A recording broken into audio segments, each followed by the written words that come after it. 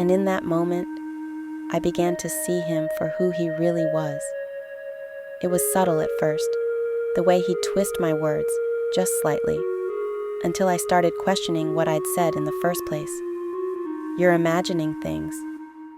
You always get emotional at night." Maybe he was right.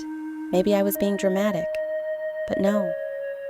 Deep down, something shifted in me.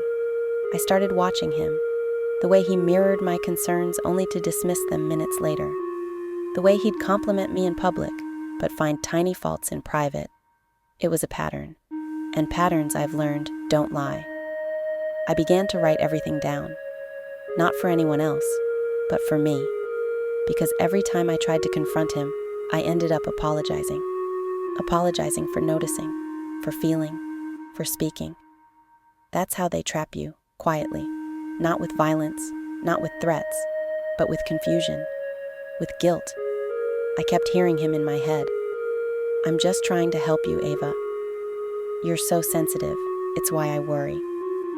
Why would you think I'd ever hurt you?" And yet, I was hurting, slowly, silently, in ways I couldn't name. That day in the bookstore, something clicked. A stranger, maybe fate, passed by me and said, "You don't look lost.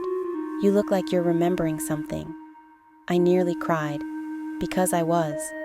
I was remembering who I used to be, before the silence, before I dimmed my light to keep him warm. I started journaling every night.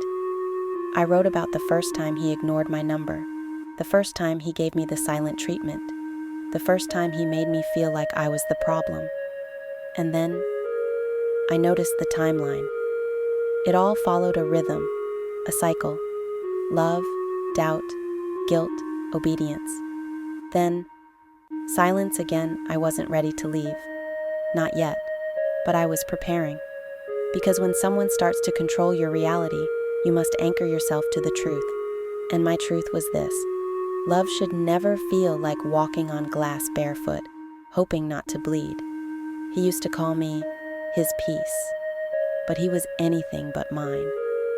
I asked myself one question every morning. If I were my daughter, would I tell her to stay? The answer haunted me, and then came the night he accused me of hiding something. I was 10 minutes late, that was all.